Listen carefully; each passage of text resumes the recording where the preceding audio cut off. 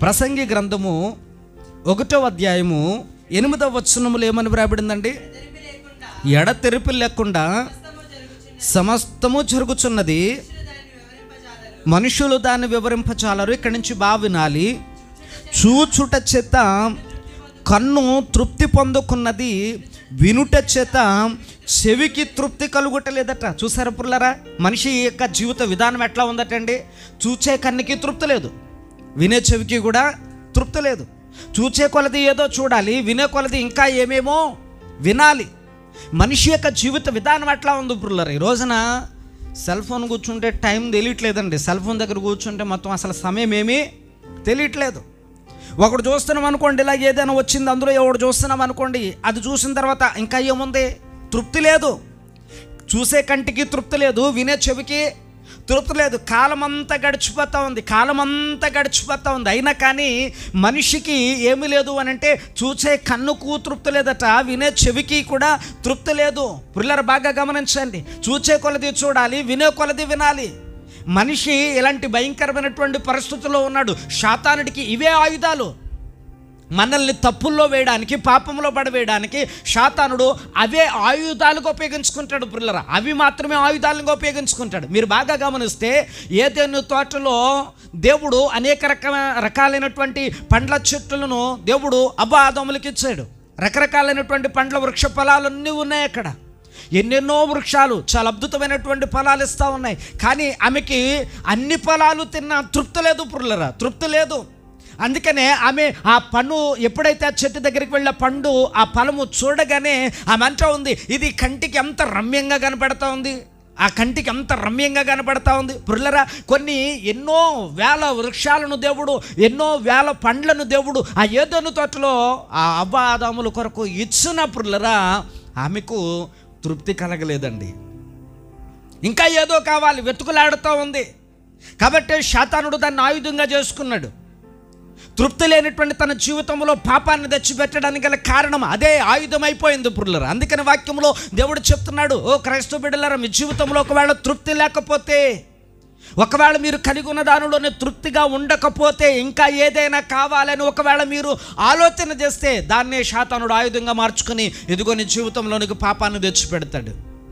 దాన్నే శాతానుడు ఆయుధంగా వాడుకొని నిన్ను చేయరాని తప్పులలో పడవేసి నిన్ను పుల్లరా నిత్య పాతాళ లోకానికి వాడు లాక్కెళ్ళిపోతాడు. అందుకని వాక్యంలో దేవుడు చెప్తా ఉన్నాడు కదా, నువ్వు తృప్తి కలుగుండు, ఏది ఉంటే అది దానితోనే తృప్తి కలుగుండు అని చెప్తా ఉన్నాడు పుల్లరా. అయినా మనిషికి ఏమి లేదు అని అంటే తృప్తి లేదు. ఎంత సంపాదించినా మనిషికి తృప్తి లేదు, ఎంత తిన్నా మనిషికి తృప్తి లేదు, ఎంత చూసినా మనిషికి తృప్తి లేదు, ఎన్ని విన్నా మనిషికి తృప్తి లేదు. దేవుని యొక్క బైబిల్ గ్రంథంలో మనం చదువుకుంటా ఉన్నాం. ఇక్కడ సూర్యుని కింద జరుగుతూ ఉన్న సమస్తాన్ని చూస్తూ ఉన్నాడట. ఆయన చూస్తూ ఉన్నప్పుడు అక్కడ చెప్తా ఉన్నాడు, మనుషుల్ని గమనిస్తూ ఉన్నాడు. ఈ కంటికి తృప్తి లేదు, ఈ చెవికి తృప్తి లేదు, ఈ నోటికి తృప్తి లేదు. అసలు మనిషి జీవితానికి తృప్తి అనేది కలగట్లా, మనుషులను దేవుడు పరిశీలన చేస్తూ ఉన్నాడు. పుల్లరు గమనించండి, ఇచ్చిన దానితో ఎవరైనా తృప్తి కలిగి ఉన్నారా అని అంటే, మనుషులందరికీ ఇచ్చిన దానికంటే ఇంకా మించినది కావాలని ఆశపడే మనుషులే కానీ, ఇదిగో పుల్లరు ఇది ఉంది కదా అని దానిలో తృప్తిగా ఉండేటువంటి మనుషులు లోకంలో లేరట. అందుకనే క్రైస్తవ బిడ్డలమైన మనతో చెప్తున్నాడు పుల్లరా దేవుడు, నువ్వు ఏదుంటే దానిలో తృప్తిగా లేకపోతే కనుక నీ జీవితం చాలా భయంకరమైనటువంటి పాపలోకంలోనికి వెళ్ళిపోయే ప్రమాదం ఉంది. శాతానుడికి అది ఆయుధంగా దొరుకుద్ది నీ దగ్గర. శాతానుడు అలుసుగా తీసుకుంటాడు దాన్ని. చూడండి పుల్లరా, మనం బైబిల్ గ్రంథంలో చదువుకుంటూ ఉంటాము, ఒక గెహాజీ అనేటువంటి ఆయనకి కంటికి చూడగానే ఇంపుగా కనపడ్డాయట. ధనము, వస్త్రాలు అవన్నీ కూడా మనిషికి ఆశ పుట్టేసింది. దేవుడు అన్నాడు, నాయనా అవి వద్దు, అందులో నీకు క్షేమం లేదన్నాడు. మనిషి అనుకున్నాడు అవి ఉంటే నేను బాగుంటాను అని అనుకున్నాడు. పుల్లరా, నువ్వు అనుకుంటే బాగోవు, దేవుడు ఇస్తే బాగుంటావు నువ్వు. హల్లెలూయా, గట్టిగా చెప్దాం హల్లెలూయా. నువ్వు అనుకుంటే బాగోవు పుల్లరా, గెహాజీ అనుకుంటే బాగోలేదు, దేవుడు వచ్చుంటే బాగుండునేమో కదండి తన జీవితంలో. గెహాజీ జీవితంలో దేవుణ్ణి అడుగుంటే బాగుండునేమో. ప్రభా నాకు ఇది లోటు ఉంది, ప్రభా ఇదిగో నాకు ఈ విధమైనటువంటిది కావాలని దేవుణ్ణి అడుగుంటే బాగుండునేమో. కానీ పురులరా ఇతరులది ఆశపడతా ఉన్నాడు, దేవుడు వద్దు అని చెప్పింది ఆశపడతా ఉన్నాడు. అతనికి తృప్తి లేదు, తెచ్చుకునే వరకు కూడా తన జీవితం ఆగలేదు పురులరా. అందుకని వాక్యంలో దేవుడు చెప్తున్నాడు, తృప్తి లేకపోతే శాతానుడు నీ జీవితాన్ని పాపం వెనకాల పరిగెట్టేస్తాడు.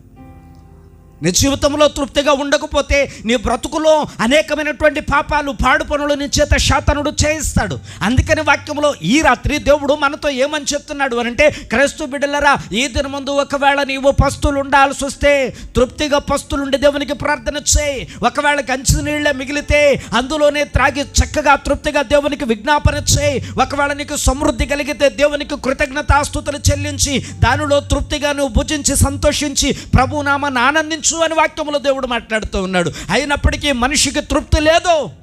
వాక్యంలో చెప్తున్నాడు దేవుడు, పురులరా నువ్వు తృప్తిగా లేకపోతే నువ్వు శాతాను చేతికి చిక్కుపోతావు, నువ్వు ఖచ్చితంగా శాతాను చేతికి దొరికిపోతావు, నువ్వు ఖచ్చితంగా. చాలా గొప్ప భక్తుడైనటువంటి దావీదు అనబడినటువంటి వాడు కూడా పురులరా, దావీదు అనబడినటువంటి వాడు కూడా తనకి భార్య ఉన్నప్పటికీ కూడా ఆ మేడగది ఎక్కి తిరుగుతూ ఉన్నప్పుడు పరాయి స్త్రీని చూడగానే అతనికి కూడా కంటికి ఆశ పుట్టేసింది. తన భార్య మూలంగా తృప్తి లేదు అనుకున్నాడో ఏమో. హృదయాన్ని బిడ్డరా, ఇదిగో ఎప్పుడైతే ఆశ పుట్టిందో భక్తుడైనటువంటి దావీదును కూడా శాతానుడు విడిచిపెట్టుకోకుండా పాపానికి బానిసగా మార్చేస్తాడు పురులరా. అందుకని వాక్యంలో దేవుడు చెప్తున్నాడు, నీకు తృప్తి లేదా? అయితే ఖచ్చితంగా శాతాను వలలో పడిపోతావు. నువ్వు తృప్తిగా ఉండట్లేదా? ఇంకా ఏదో కావాలని కోరుతూ ఉన్నావా?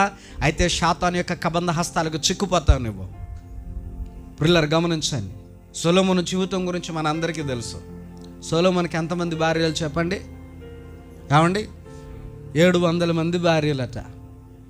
మరి వాళ్ళు సరిపోలేదట, అయినా తృప్తి లేదు ఆయనకి. మీకు అర్థమవుతుంది? ఆయన జీవితానికి ఏమి లేదండి, సంతోషం, తృప్తి లేదండి ఆయనకి. మరలా ఇంకా ఎంతమందిని కావాలనుకున్నాడు ఆయన?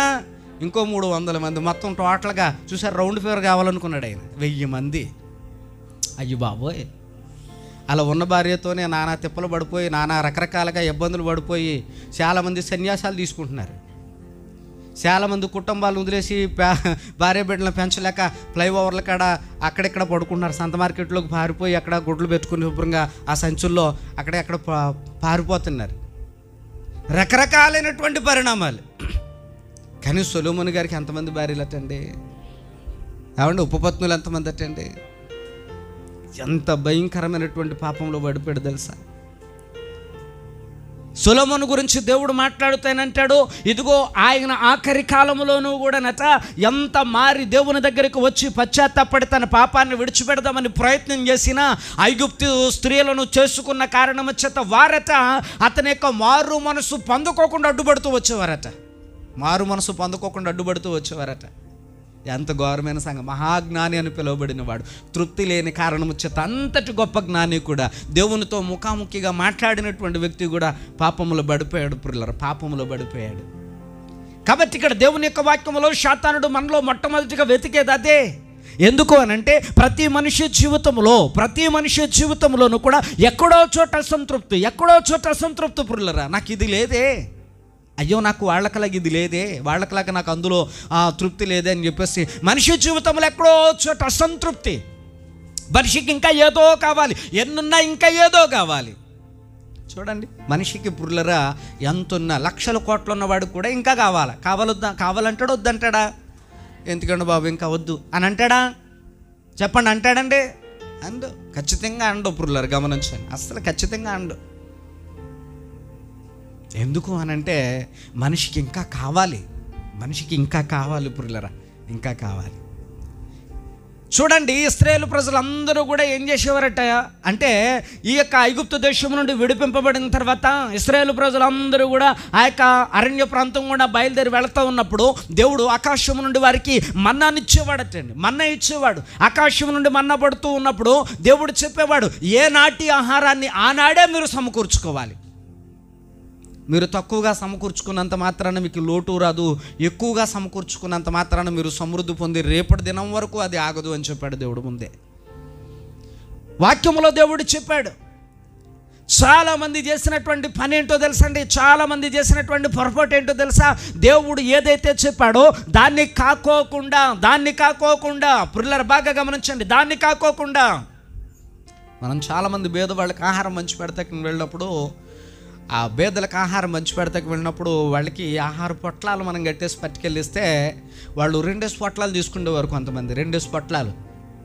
ఎందుకమ్మా ఏంటి అని అంటే పక్కన వాళ్ళు చెప్పారు, ఎందుకంటే 2 పొట్లాలు ఇచ్చారు, అతనికి ఒక్కడే కాదండి. ఏమో ఎవరో ఉన్నారమ్మా, ఎవరో ఉన్నారని తీసుకున్నాడు ఆయన అని అంటే ఆయనకి ఎంత ఇచ్చినా తృప్తి ఉండదండి అసలు. మనిషికి ఏం కావాలి అని అంటే ప్రధాన బిడ్డలారా, ఒకటి సరిపోదు. ఇశ్రాయేలు ప్రజలు కూడా ఎట్లాగా అనంటే పుల్లరా, వీళ్ళతో దేవుడు మాట్లాడాడు, ఇదిగో ఏనాటి ఆహారాన్ని ఆనాడే మీరు సిద్ధపరచుకోవాలి. ఆహారం ఆకాశం నుండి మన్నా ఆహారం మీకు కురుస్తూ ఉంటుంది. ఉదయమే మీకు ఉదయానికి సాయంత్రానికి సరిపడగా ఏనాటి ఆహారాన్ని ఆనాడు మీరు తీసుకోవాలని దేవుడు చెప్తే వాళ్ళు పుల్లరా ఇంకా తృప్తి చావక, వాళ్ళలో తృప్తి కలగక, ఆశపుచ్చి అట వాళ్ళు పుల్లరా ఒకనాటికి కాక 2 దినాలకి సరిపోయేంత ఆహారాన్ని వాళ్ళు సమకూర్చేసుకునేవారట.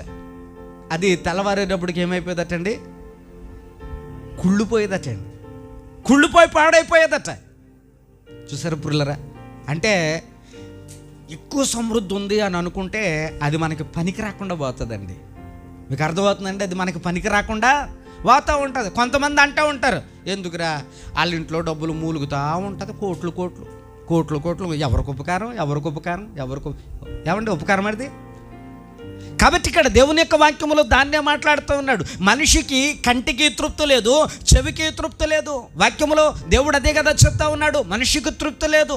కాబట్టి మనిషి అన్న వస్త్రము గలవాడే ఉండాలట. అన్న వస్త్రములు కలిగిన వాడే ఉందము మనమైతే క్రైస్తవ బిడ్డలం కదా, మనము దేవుడిని నమ్ముకున్నటువంటి వారం కదా మనము. కాబట్టి అడవిలో సింహం పిల్లలైన ఒకవేళ ఆకలిగా ఉండొచ్చునేమో, కానీ కనీసం గంచినీళ్లతోనైనా దేవుడు నిన్ను పోషించగలడు అని నువ్వు నమ్మగలిగితేనట వాక్యములో ప్రభు చెప్తా ఉన్నాడు కదా పుల్లరా, అన్న వస్త్రములు గలవారమై మనము తృప్తిగా ఉందాం. దేవునికి స్తోత్రం, హల్లెలూయా.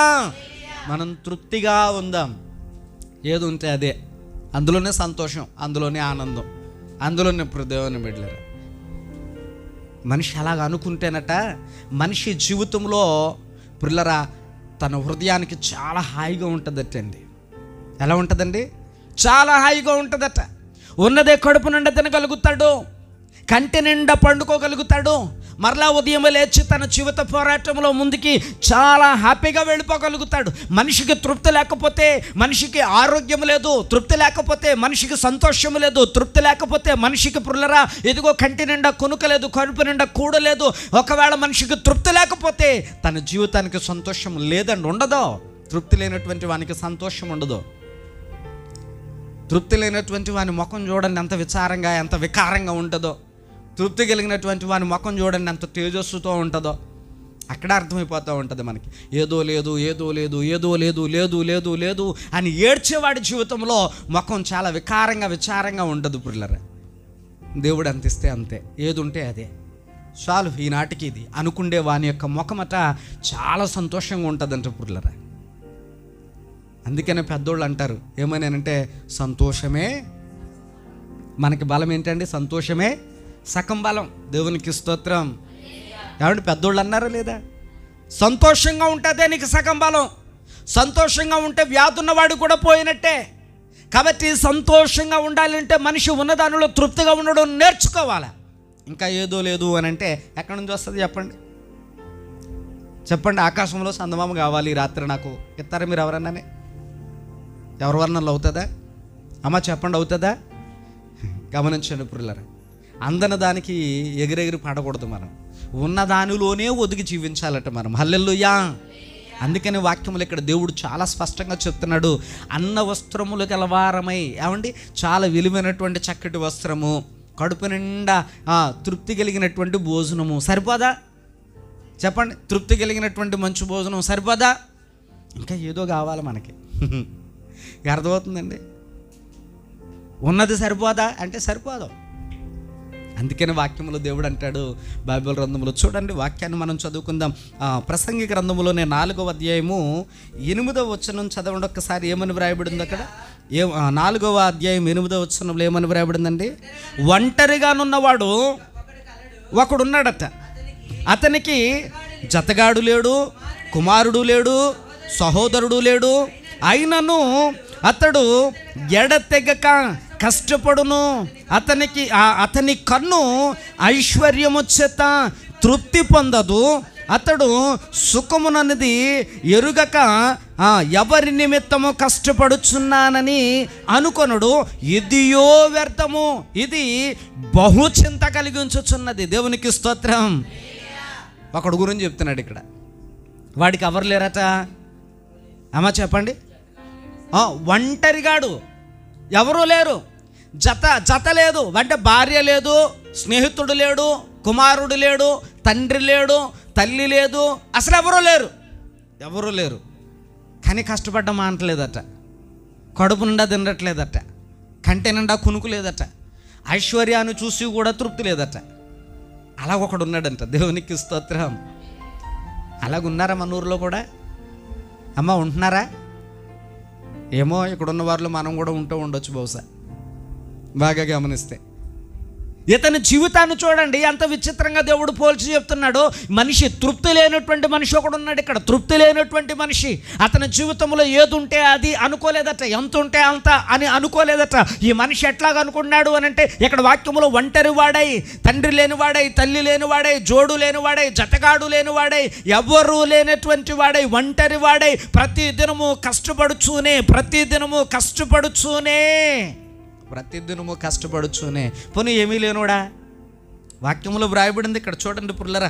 ఏమీ లేనాడా అంటే ఆ కింద అక్కడ వ్రాయబడిన మాట, అతని కన్ను ఐశ్వర్యం చేత తృప్తి పొందదు. అతనికి ఐశ్వర్యం కూడా ఉందట. అమ్మ చెప్పండి, ఏముంది? ఐశ్వర్యం కూడా ఉందట. ఇంకెవరి కోసమండి ఇదంతానే?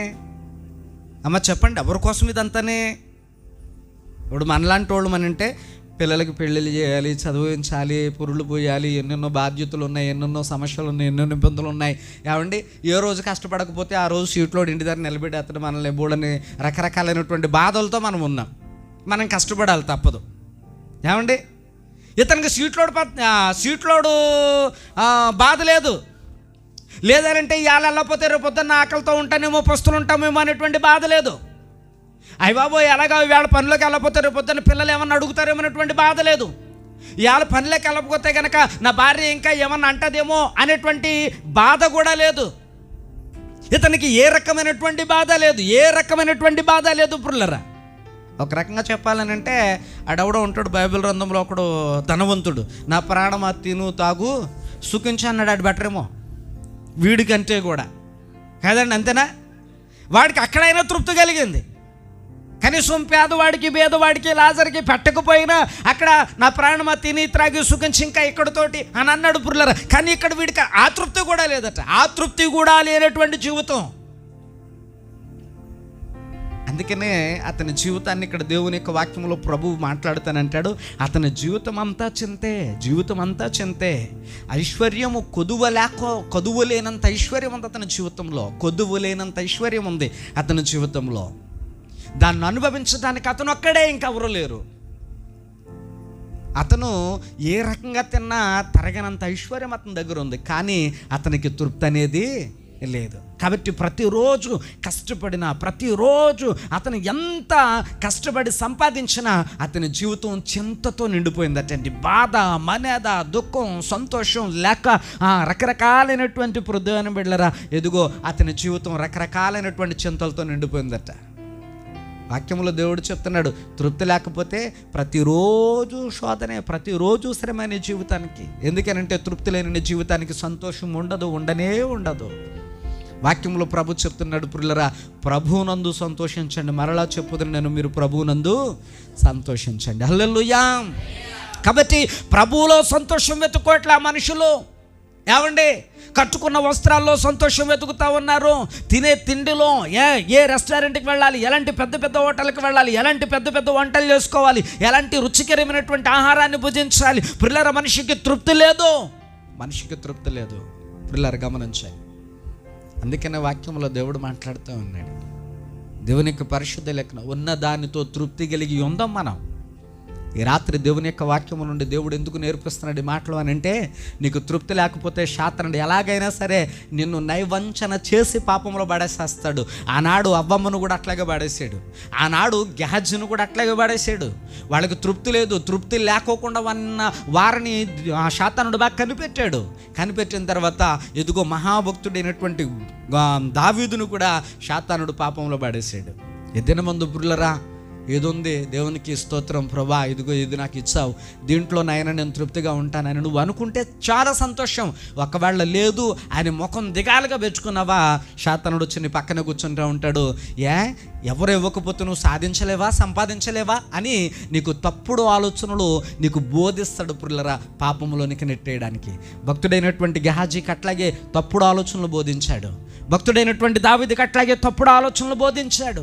అందుకనే వాళ్ళు తృప్తి లేని వారి జీవితంలో పాపంలో పడిపోయారు పురులరా. ఆ తర్వాత దావీదు ఎంతో ప్రార్థన చేస్తాడు, ప్రభా ఇదిగో తృప్తి లేని నా జీవితంలో, ఇదిగో నేను పాపంలో పడిపోయాను, నాకు శుద్ధ హృదయం కావాలని మరలా తిరిగి దేవునికి ప్రార్థన చేసి అడుగుతాడు పురులరా. ఈరోజు నీ జీవితం అట్లా ఉండకూడదనే దేవుడి విషయాలన్నీ మనతో మాట్లాడుతూ ఉన్నాడు పురులరా. చూడండి వాక్యంలో ఆయన అంటాడు, ఈ మొదటి తిమోతికి వ్రాసినటువంటి పత్రికలోనే ఒకసారి మనం చూద్దాం. చూడండి మొదటి తిమోతికి వ్రాసినటువంటి ఈ పత్రికలోనే వాక్యంలో 6వ అధ్యాయము 18-19 వచనాలు చూడండి. ఇక్కడ వాక్యములు ఏమని వ్రాయబడిందో, వారు వాస్తవమైన జీవమును సంపాదించుకొను నిమిత్తము రాబోవు కాలమునకు మంచి పునాది తమ కొరకు వేసుకొనొచ్చు మేలు చేయవారును, సత్క్రియలు అనుధనము గలవారును, ఔదార్యము గలవారును, తమ ధన నిధిలో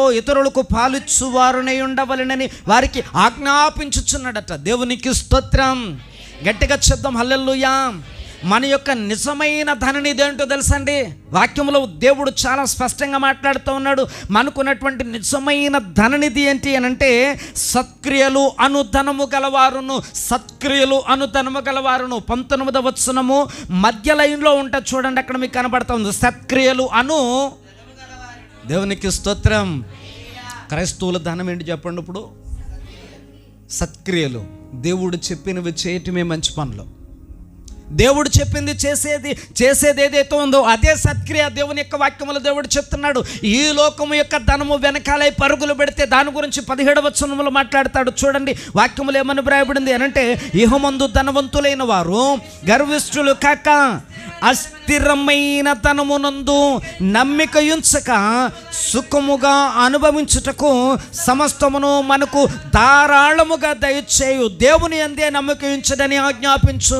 చూడండి పురులరా, ఇక్కడ అంటాడు పౌలు భక్తుడు వాక్యములో ఏమంటాడు అనంటే, అస్థిరమైన ధనము. దేవుడు స్థిరమైన వాడు, ధనము అస్థిరమైనది.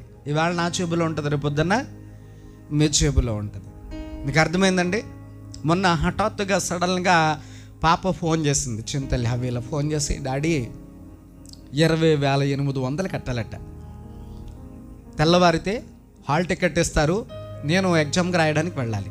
ఒకవేళ ఈ 20,800 గనక లేకపోతే నాకు హాల్ టికెట్ ఇవ్వరట, పరీక్ష రాయడానికి నన్ను అనుమతించారట అని ఏడ్చేస్తుంది. మరలా ఏమంటుంది, పర్లేదులే డాడీ, నీ దగ్గర డబ్బులు ఉంటే కట్టు, లేకపోతే లేదు. నేను మరలా తిరిగి ఫెయిల్ అయిపోయిన వాళ్ళందరూ మరలా తిరిగి రాస్తారు కదా సప్లిమెంటరీలో, అప్పుడు మరలా నేను డబ్బులు కట్టి రాస్తానులే అంటుంది. మరలా ఏడ్చేస్తుంది. పిల్లలు గమనించండి, తెల్లవారితే 20,800 కట్టాలి. నా జీవితం ఎంత, నా పరిస్థితి ఎంత? ఇప్పటి వరకు అలాంటిది ఎదురవ్వలేదు నా జీవితంలో. ఏమండి, ఇప్పటి వరకు అలాంటిది నా జీవితంలో ఎదురు కాలేదు. ఎందుకనంటే చూడండి, గవర్నమెంట్ వారు వాళ్ళకి ఇచ్చేటువంటి ఏదైతే ఫీజు ఉండేదో అది వేసేసేవారు. ఇప్పుడు రాలా. ఇప్పుడు ఆ ఫీజు ఎవరు కట్టాలా? నేనే కట్టాలి. పిల్లలు గమనించండి, ఎక్కడి నుంచి తేవాలా, ఏం చేయాలా, మొత్తం మీద ఏదో ఒక రకంగా మొత్తం మీద తిప్పలు పడి రాత్రంతా వాళ్ళకి వీళ్ళకి ఫోన్లు చేసి ఫోన్పేలో కథంత డబ్బులు తీసుకుని ఆ ఫోన్పేలో పెట్టుకున్నాను. పిల్లరా, తెల్లారేటప్పుడు ఖాళీ అయిపోయింది ఫోన్పే. ఏమండి, కారణం ఏంటి అని అంటే, ఆ రాత్రి ఆళ్ళని అప్పు అడిగి తెచ్చుకుని నా బ్యాంకులో పెట్టుకున్నాను. పుల్లరా, పొద్దున్న ఇంకొకళ్ళు బ్యాంకులోకి వేయాల్సి వచ్చింది. స్థిరంగా ఉందా డబ్బు? అమ్మ చెప్పండి, స్థిరంగా ఉందా డబ్బు? స్థిరంగా లేదు. ప్రియులారా గమనించండి, అప్పు అంట, ఈ భయంకరమైనటువంటి డబ్బు అంట నిన్ను ఎన్ని రకాలైనటువంటి బాధల్లో పడచేస్తుందటో వాక్యంలో దేవుడు చెప్తా ఉన్నాడు. అందుకనే అస్థిరమైనటువంటి ధనము కాదు మనకు కావాల్సింది. అవండి, అస్థిరమైనటువంటి ధనము కాదు మనకు కావాల్సింది. అలాగని మీరు ఇంటికి వెళ్ళిపోతా పాస్టర్ గారు డబ్బులు సంపాదించుకోవద్దు అంటున్నారు, ఇదేం పాస్టర్ గారు అని మానేకండి ప్రార్థన. డబ్బులు సంపాదించుకోండి, సంపాదించుకోవద్దని చెప్పట్లా దేవుడు. కానీ తృప్తికి మించినటువంటి దాన్ని కావాలని కోరుకోకండి అని చెప్తున్నాడు దేవుని యొక్క వాక్యములో. దేవునికి స్తోత్రం. ఇప్పుడు తృప్తి లేదు కాబట్టి మనిషి జీవితంలో ఏదో సంపాదించాలనుకుంటాడు. అలాంటి మనిషి రేపొద్దున ప్రార్థన ఉంటుంది, మానేస్తాడు దేవుని దగ్గరికి రావడం, దేవుణ్ణే వదిలేసిపోతాడు దాని వెనకాల. పోతాడా లేదా? నిజంగా చెప్పండి, ఎన్నిసార్లు వదిలేసిపోయిన వాళ్ళు ఉన్నారు మీ జీవితంలో? ఉన్నారా లేదా? అమ్మ ఉన్నారు కదా, నిజాయితీగా ఒప్పుకోండి పుల్లరా. ఉన్నారు. ఎన్నో మార్లు ఇవాళ పని ఉంది, ఇవాళ డబ్బే ముఖ్యం, దేవుడు వద్దు అనిపోయినటువంటి సందర్భాలు. అంటే తృప్తి లేదు, ఇవాళ ఏమీ లేవే ఎలాగా అనుకున్నారే తప్ప ఇదిగో దేవుడు ఉన్నాడు అని మీ జీవితంలో అలాంటి నమ్మకం కలగలేదు. అందుకనే పుల్లరా, మీరు దేవుణ్ణి విడిచిపెట్టేసినటువంటి దినాలు మీ జీవితంలో ఉన్నాయి. వాక్యంలో ఆయన అంటాడు, విశ్రాంతి దినమును పరిశుద్ధంగా ఆచరించుటకు జ్ఞాపకం ఉంచుకో అన్నాడు. అది ఆజ్ఞను అతిక్రమిస్తే ఆజ్ఞాతిక్రమమే. ఇప్పుడు దేవుని దగ్గరికి మీరు ఈవేళ రాత్రి కానీ రేపు ఉదయం కానీ విశ్రాంతి దిన ఆరాధన కదా, విశ్రాంతి దిన ఆరాధనకు మీరు రాకోకుండా ఒకవేళ మీరు దాని వెనకాలే పరిగెట్టారనుకోండి, విశ్రాంతి దినమును మీరు తప్పినందుకు మీరు ఏం చేశారు? ఇప్పుడు డబ్బు సంపాదించారు, కానీ దాంతోపాటు ఏమొచ్చింది?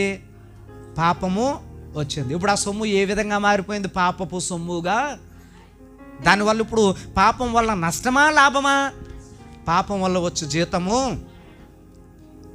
ప్రిల్లరా, నువ్వు ఒకటి సంపాదిస్తే దానికి 4 ఉసులైపోతాయి. మీరు ఒకటి సంపాదిస్తే దానికి 4 ఉసులై ఏ దారిలో ఉన్నాయి ఊరికనే. మీరేం ఊహించరు, ఎందుకు పోనీయో కూడా తెలియదు. ఎందుకనంటే వాక్యంలో ప్రభు అంటాడు, నువ్వు దేవుని దగ్గరకు వస్తే నిశ్చయముగా నీ చేతుల కష్టార్జితాన్ని అనుభవిస్తావని దీవించబడి వెళ్తావు. అప్పుడు నీ చేతిలో నిలబడుతుంది అది. ఎప్పుడైతే నువ్వు దేవుణ్ణి కాదని వెళ్ళావో, నువ్వు 100 రూపాయలు సంపాదిస్తే దానికి 4 రెట్లు మరలా తిరిగి నువ్వు పోగొట్టుకుంటావు. ఎక్కడేస్తావో తెలియదు, ఎలా పోతాయో తెలియదు. ఎందుకు అనంటే నువ్వు దేవునికి విరోధంగా ఉన్నావు గనక. అస్థిరమైన ధనము, దేవుడు స్థిరమైన వాడు. దేవునికి స్తోత్రం. గట్టిగా చెప్తే మంచిదేమో. హల్లెలూయా. కాబట్టి అస్థిరమైనటువంటి ధనమునందు నమ్మకం ఉంచొద్దు. మీ ధనం ఏంటి అని అంటే సత్క్రియలు. మీ ధనం ఏంటి అని అంటే దేవుడు మెచ్చే పనులు.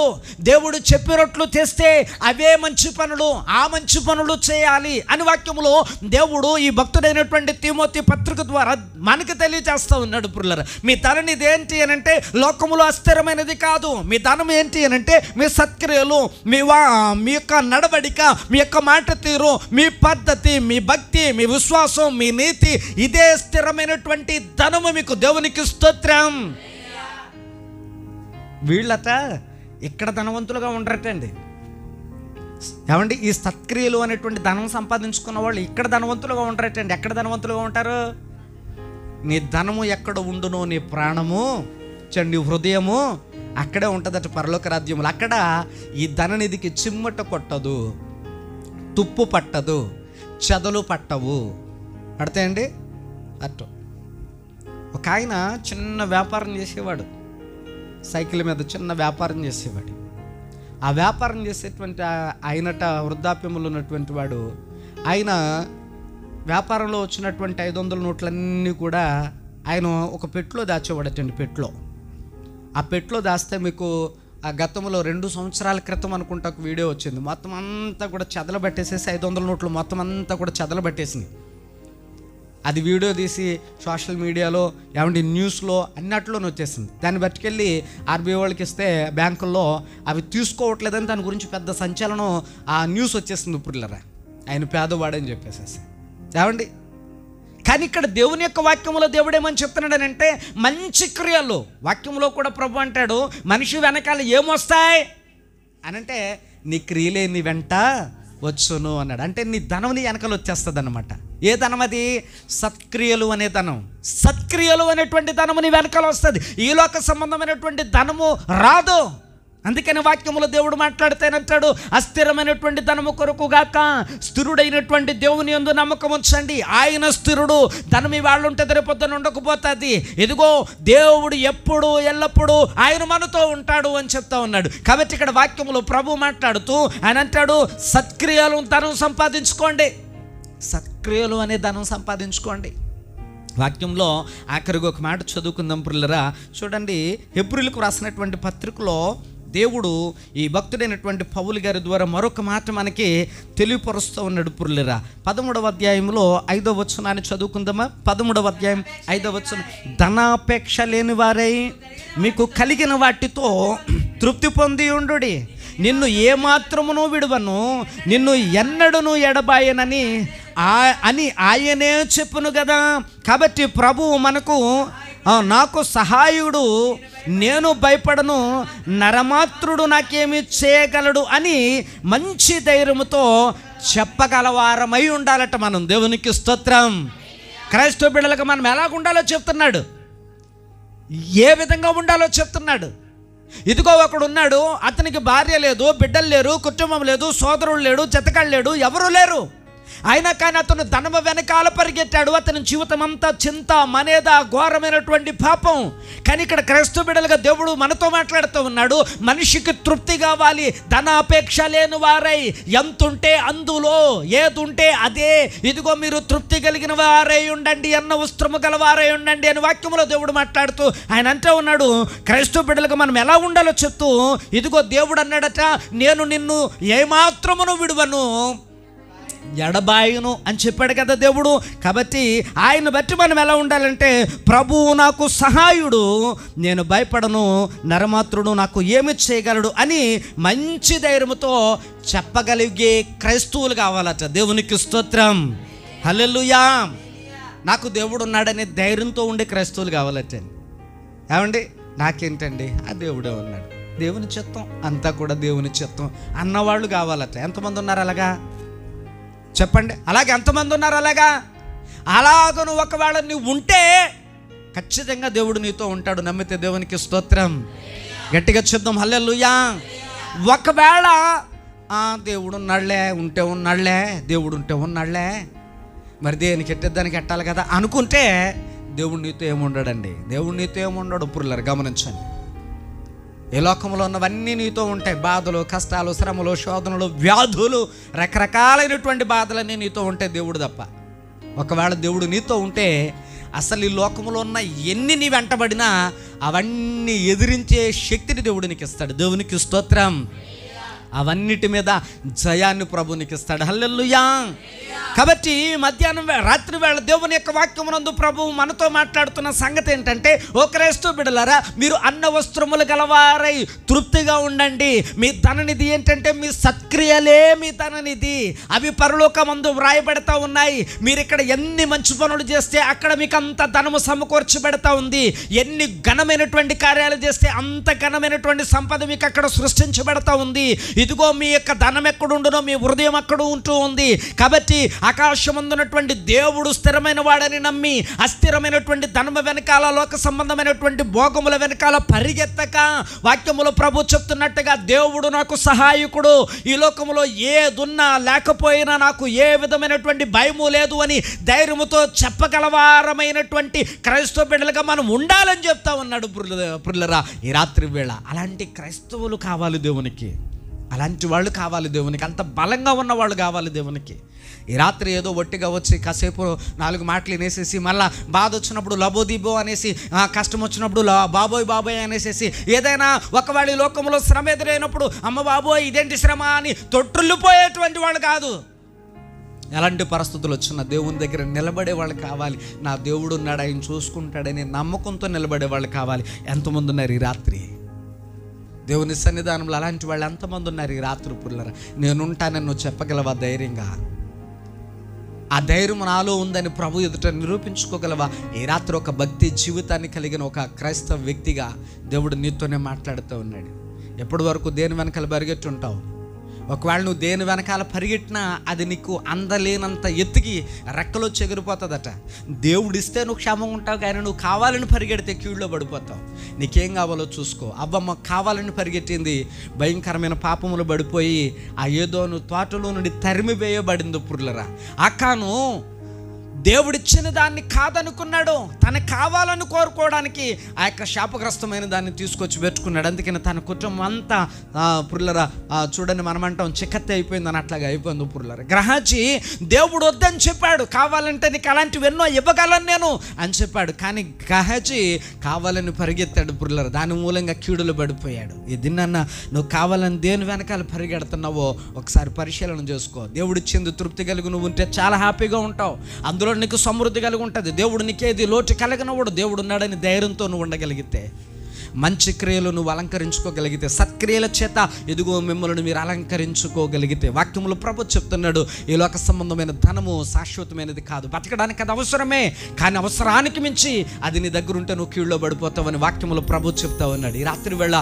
నీ తీర్మానం ఏంటి? ప్రభా, ఇదిగా నువ్వు ఉన్నావు, నువ్వు చూసుకుంటావు.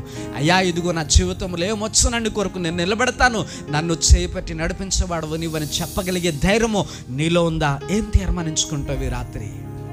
ప్రభా, నిజమేనైనా ఎన్నో మారులు నిన్ను విడిచిపెట్టిన వ్యక్తిని నేను, ఏ లోకం వెనకాల పరిగెత్తిన వ్యక్తిని నేను, ఏ లోకంలో ఎన్నో మారులు నీ మందిరానికి దూరంగా ఉన్న వ్యక్తిని నేను. ఈ రాత్రి అట్లా కాదు ప్రభా, ఏమున్నా లేకపోయినా నిన్ను విడిచిపెట్టను. ఎందుకనంటే నువ్వు నాకు వాగ్దానం చేస్తావు, నేను నిన్ను విడువను, ఎడబాయినన్నావు. నేను కూడా నిన్ను విడువను బాబు, ఎలాంటి పరిస్థితున్నా అని అంటావా? అయితే ఒక క్షణం నాతో కలిసి ఎంతమంది ప్రార్థించడానికి సిద్ధంగా ఉన్నారు? ఎంతమందికి వాక్యం అర్థమైంది? ఎంతమంది వాక్యం ద్వారా ప్రార్థన చేయాలనుకుంటున్నారు? ఎంతమంది మీ హృదయాన్ని ప్రభు ఎదుట ఎదుగు కుమ్మరించాలనుకుంటున్నారు? ఎంతమంది ప్రభుకి మీ హృదయాన్ని ఇవ్వాలనుకుంటూ ఉన్నారు? ఎంతమందికి ఇదిగో ఈ రాత్రి వేళను మీరు చేసినటువంటి ప్రతి విధమైనటువంటి తప్పిద లోప పాపాలు దేవుని ఎదుట ఒప్పుకోవాలనుకుంటూ ఉన్నారు? ఎన్ని వారులు నువ్వు దేవుని విడిచిపెట్టి దేవునికి దూరంగా ఉండి దేవునికి విరోధమైన పాపం చేస్తావో దానిని పశ్చాత్తాప హృదయంలో ఒప్పుకోవాలనుకుంటూ ఉన్నారు. ఈ రాత్రి ఎంతమంది పురులరా, నువ్వు చెప్పగలవా? వాక్యములేనన్నాడు, అన్న వస్త్రములు గలవారై తృప్తిగా ఉందాం. మనం క్రైస్తవ బిడ్డలకు దేవుడిచ్చిన ఒక గొప్ప భాగ్యం అది. లోకం వెనకాల నువ్వు పరిగెట్టొద్దు. లోకం చాలా పాపంతో నిండిపోయింది, లోకం అంతా దుష్టుని వశంలో ఉంది. కాబట్టి నువ్వు లోకం వెనకాల పరిగెట్టొద్దు. లోకంలో ఏది ఎక్కడ ఏం క్షామమో నీకు తెలియదు. లోకమంతా మోసగాండ్రతో, దుర్మార్గులతో, భయంకరమైనటువంటి వ్యభిచారులతో, అబద్ధికులతో నిండిపోయింది, నరహంతకులతో నిండిపోయింది, భయంకరమైనటువంటి మోసగాండ్రతో నిండిపోయింది, రకరకాలైనటువంటి ప్రమాదాలతో నిండిపోయింది, ఎన్నో వైరస్సులతో, వ్యాధులతో నిండిపోయింది ఈ లోకం. ఈ లోకం వెనకాల పరిగెడతానంటవా? అవన్నీ నీ జీవితాన్ని ఆవరించి ఎదుగు నీకు ఊపిరాడకుండా చేస్తాయి.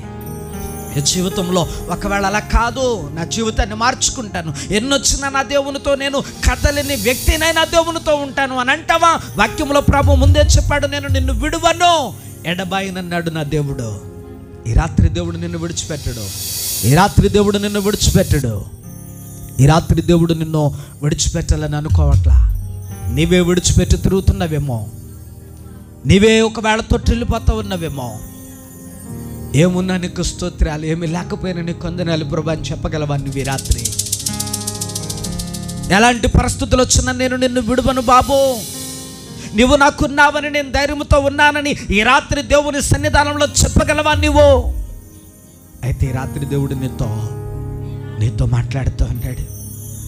అయ్యా, నా జీవితాన్ని అంగీకరిస్తావా బాబు? నా పరిస్థితులు ఎన్నో విధాలుగా నన్ను లాగుతూ ఉన్నాయి లోకంలోనికి, నన్ను పడుకోకుండా పట్టుకుని కాపాడుతావా బాబు? ఎదుగునైనా నువ్వు నాకున్నావు, కానీ నేనే నిన్ను విడిచిపెట్టి ఎన్నో మరలు తిరిగినయ్యా. నా జీవితంలో పడిపోయిన వ్యక్తిని నన్ను ఒక్కసారి జ్ఞాపకం చేసుకో ప్రభా. ఇప్పటి వరకు నిన్ను విడిచిపెట్టి లోకంలో తిరిగానేమో, పరిగెత్తానేమో, ఎన్నో ఆరాధనలు మిస్ అయిపోయానేమో.